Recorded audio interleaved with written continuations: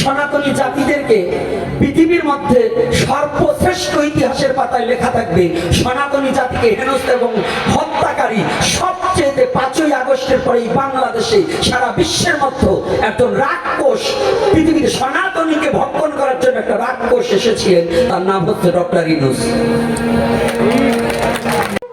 আপনারা এখন দেখছেন কৃষ্ণ ভক্তি ইউটিউব চ্যানেলটিকে দয়া করে সাবস্ক্রাইব করে রাখবেন। মহাপ্রভুর কথা শুনছে কিন্তু মানছে না। বিশেষ করে ইদানিং দেখছি মহাপ্রভুকে সাধারণ মানুষের সাথে তুলনা করা হচ্ছে।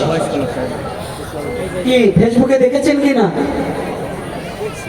সনাতনী জাতি ভালো করে শুনবেন, ফেসবুকে পেয়েছেন তো যে মহাপ্রভুকে ভগবান বলে মানছে না, সাধারণ মানুষের সাথে তুলনা করা হয়েছে নাকি? বাঙালি, হাজারো বছরের শ্রেষ্ঠ বাঙালি, কথাটা খেয়াল করবেন। সাধারণ এই জড়ভৌতিক মানুষের সাথে মহাপ্রভুকে তুলনা করেছেন। আমি কথা বললে এবার অনেকে চাইতে উঠবেন জানি, তবে চেতলেও লাভ নাই। লাভ দেওয়ার আগে কিন্তু হিসাব করে বলবেন। কথা বলতে হলে লাভটা যে দেবেন তার আগে মাপ কাটিতে দেবেন যে লাভ দিয়ে টেকতে পারবো কিনা, না হলে লাভ দিয়ে অযথা লাঞ্ছিত হয়ে কোনো লাভ নেই। যারা মনে করছি মহাপ্রভুকে সাধারণ মানুষ, এটা মানতেই হবে। প্রতি যুগে যুগেই এবং এই কলির যুগের জন্য মহাপ্রভুর সবচেয়ে বিদ্বেষী ছিলেন বংশগত ব্রাহ্মণ, সাধনার ব্রাহ্মণ না, বংশগত ব্রাহ্মণ যারা, তারা মহাপ্রভু বিদ্বেষী ছিল। মহাপ্রভুর ইতিহাস এবং মহাপ্রভুর জীবনী পড়ে দেখেন, মহাপ্রভুকে জন্মগত ব্রাহ্মণ যারা, তারা যত যন্ত্রণা দিয়েছে জগাই মাধাইও তত যন্ত্রণা দেয়নি। কোন অসুরও তাকে এত যন্ত্রণা দেয়নি মহাপ্রভুকে তারা যত যন্ত্রণা দিয়েছে। আর সেই কলির যুগনায়ক যুগ পুরুষোত্তম ভগবান কৃষ্ণ। আজকে আমি একটা চ্যালেঞ্জ ছুঁয়ে মারছি। একজন বলবেন অমুক জায়গায় ভগবান এসেছে, হ্যাঁ হতে পারে, আমি অস্বীকার করছি না। কারণ যেখানে শ্রীমদ্ ভগবত গীতা বলছে ইয়াদা হি ধর্মস্য গ্লানি, যেখানে ধর্মের গ্লানি হয়, অধর্মের সংখ্যা বেড়ে যায়, আমার ভক্তকে রক্ষা করবার নিমিত্তে আমি যুগে যুগে সেখানে অবতীর্ণ হয়ে যাই। এর মধ্যে সত্য যুগে ভগবান বহুবার এসেছে। কতবার এসেছে? বহুবার এসেছে না? বরাহ, কুর্ম, নৃসিংহ অবতার কোন যুগে? এই প্রত্যেকেই তো ভগবান না? ভগবান না কি? ভালো করে শুনবেন কথাগুলো। তাহলে সত্য যুগে কতবার এসেছে? এই কলির যুগেও আসতে পারে। তবে একটা কথা আছে, এই কয়েকদিন আগে, এই মা আমার দিকে তাকাও, কথা বলবে না কিন্তু, তাহলে কিন্তু বাড়তি কথা শুনবে। এই যে দেখুন, একটা দর্শন নিয়ে বোঝাতে চেষ্টা করছি। এই 5ই আগস্টের পরে হিন্দু খেকো একটা সরকার আসছিল, জানেন তো? সনাতনী খেকো মব সৃষ্টি করে সনাতনী জাতিদেরকে পৃথিবীর মধ্যে সর্বশ্রেষ্ঠ ইতিহাসের পাতায় লেখা থাকবে সনাতনী জাতিকে হেনস্থা এবং হত্যাকারী সবচেয়ে 5ই আগস্টের পরে বাংলাদেশে সারা বিশ্বের মধ্যে একজন রাক্ষস পৃথিবীর সনাতনীকে ভক্ষণ করার জন্য একটা রাক্ষস এসেছিলেন, তার নাম হচ্ছে ডক্টর ইউনূস।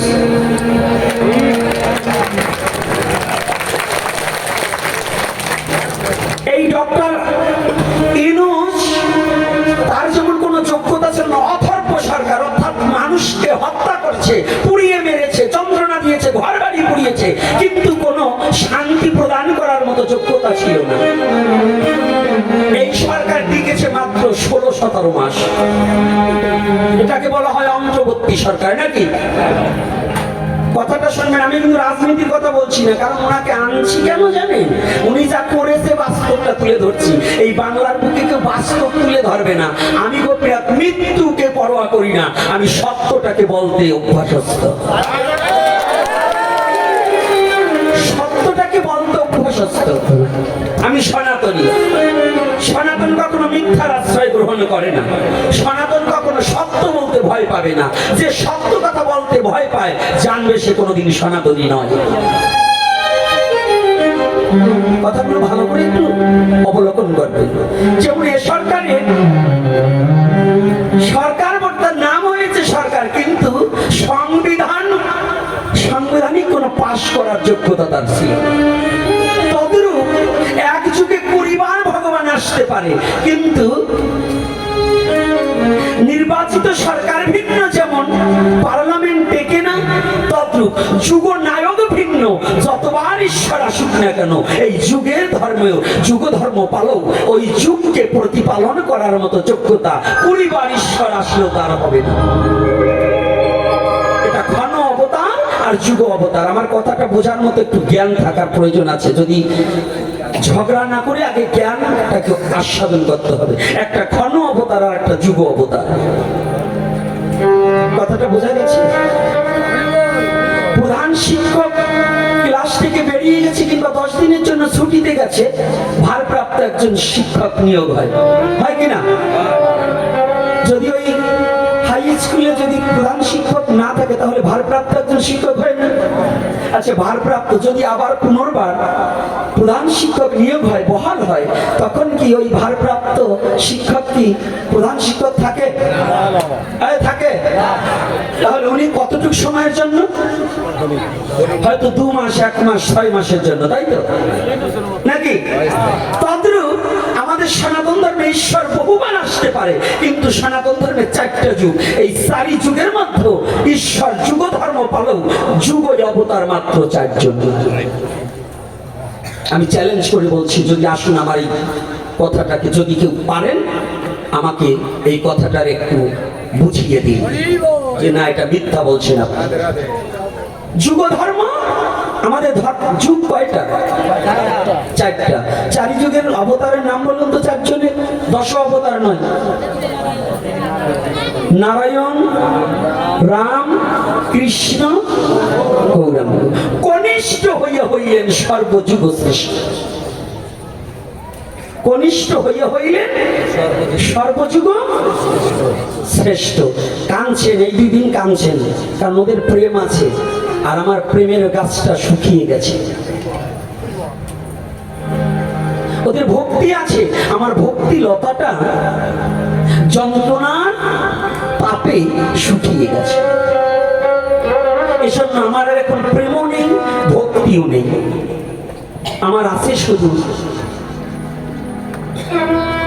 দাউ দাউ করে যেমন চিতার অনল চলে, আমার বুকের মধ্যে একটু অনল আছে। এজন্য একটু কড়া কথা বলছি, একটু ভালো করে একটু আস্বাদন করার চেষ্টা করি। তাহলে 4 যুগ যুগ ধর্ম প্রবর্তন, কলির যুগের শাসনকর্তাকে, কলির যুগের যুগ নায়ককে প্রেম পুরুষোত্তম ভগবান শ্রীকৃষ্ণ চৈতন্য মহাপ্রভু। শ্রীকৃষ্ণ চৈতন্য মহাপ্রভু, এটা আমি বলছি না। আজকাল পণ্ডিতরা বেরিয়েছে 3খান শাস্ত্র পড়ে, জানেন তো? কাশী মিশ্র পর্যন্ত মহাপ্রভুর কাছে পরাভূত হয়েছে। আর আমরা 2-4 খান সার্টিফিকেট অর্জন করে মনে মনে ভাবছি আমি গবেষক। একজন লেখে উনি ভাগবত গবেষক।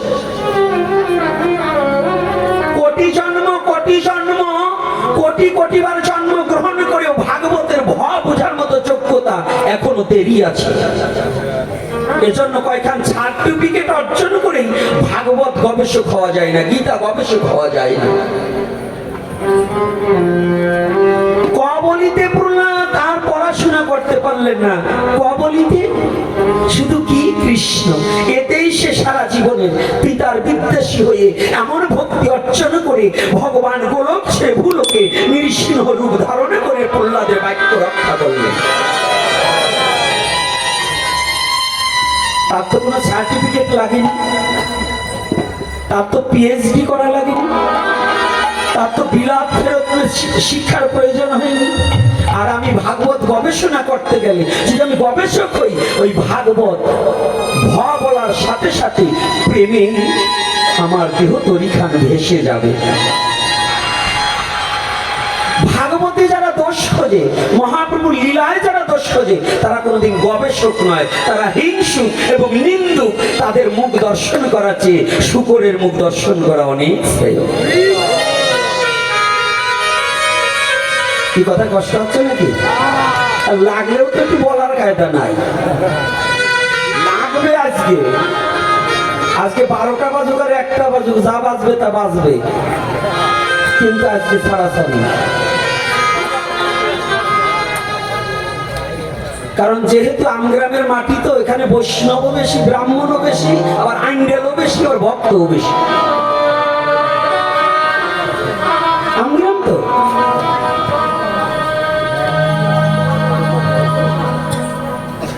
আজকে দেখুন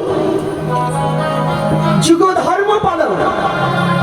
সনাতন ধর্মে নাম একটা মাত্র সনাতন ধর্ম, কিন্তু যুগের ধর্ম পরিবর্তন আছে। সত্য যুগে যে ধর্ম ছিল ত্রেতা যুগে তা নয়, ত্রেতা যুগে যা ছিল দাপরে তা নয়, দাপরে যা ছিল কলিতে তা নয়। যাগ যজ্ঞ ধ্যান কি এগুলো ছিল না? আগে যজ্ঞ ধ্যান তপস্যা এগুলো ছিল না? কলিযুগে কি? কলিযুগে ধর্ম হয় নাম সংকীর্তন। চারি যুগের চারি ধর্ম জীবেরও কারণ, কলির যুগের ধর্ম হয় নাম সংকীর্তন। অতএব কলির যুগে নাম যজ্ঞ সার, আর কোন ধর্ম করলে নাহি হবে পার। আসুন, আমি বলি নাই, কৃষ্ণদাস কবিরাজ গোস্বামী লিখেছেন। এই কালী পুজো দুর্গা পূজা যা করেন, এটা পারের জন্য নয়। এই কালী দুর্গা সরস্বতী আপনাকে পার করতে পারবে না। যদি পার হতে হয় তাহলে নাম সংকীর্তন ভিন্ন, আর কোনো মুক্তি কোনো পথ নেই। না, যদি মুক্তি পেতে হয় তাহলে নামকে আশ্রয় করতে হবে। আর যে নাম আশ্রয় করবে না, ওই কালী পুজো যজ্ঞ যতই করেন, গীতা যজ্ঞ করেন, আর ওই বেদের মন্ত্র উচ্চারণ করে যজ্ঞ যতই করেন, কাজ হবে না, কোনো কাজ হবে না। এটা শুধু ব্রহ্ম না, আসলে উৎপাদ। কিন্তু কলিযুগের যুগ ধর্ম যদি না মানেন, তাহলে আপনার জন্মই নিষ্ফল হয়ে যাবে। তাহলে যুগ ধর্ম কি? যুগ ধর্ম হচ্ছে নাম সংকীর্তন। বলো না গো রাধে রাধে। যুগ ধর্ম নাম সংকীর্তন। শুনেছি, আমার অনেকদিন আগের একটা এপিসোড ছিলেন। এই ইউটিউবারদের একটু ভয় পাই, কারণ কি জানেন, ইউটিউবাররা কথা যা বলি সেটাকে কেটে সেটে এডিট করে আবার বিভিন্ন রকম করে। এদের ভিউ বাড়াবার জন্য এরা আমাদেরকে খুনও করতে পারে। খুন করলে ইউটিউবারদের আবার ভিউ বাড়বে, এই জন্য ওরা আমাদের মারতেও পারে। তাই আমার একটা কথা ছিল, বেদ আর শ্রীমদ্ ভগবত গীতার মধ্যে ভাগবতকে বলা হয়েছে বেদ নিগম কল্পতরু বিগলিত ফল। বেদের পরিপক্ক ফলটাই হচ্ছে নির্যাস, হচ্ছে ভাগবত। আর আমি ওখানে বলেছিলাম, বেদ আদি ধর্মগ্রন্থ আর মূল ধর্মগ্রন্থ শ্রীমদ্ ভগবত গীতা। এইটা নিয়ে ব্রাহ্মণ সমাজের অনেকের তর্ক যুক্তি বহু। তোমরা বৈদিক ব্রাহ্মণ, এই জন্য বেদকে নাকি আমি অস্বীকার করেছি। আরে বুসাই পণ্ডিত, বেদ বুঝার যোগ্যতা তোমার তো কিচ্ছুই নেই। আমি কথাটা বলছি কি, যে বেদ হচ্ছে আদি ধর্মগ্রন্থ আর গীতা হচ্ছে মূল ধর্মগ্রন্থ। এখন একটু তাৎপর্য আছে না, বেদ আগের ধর্মগ্রন্থ বটে, কিন্তু বেদের লেখক কে?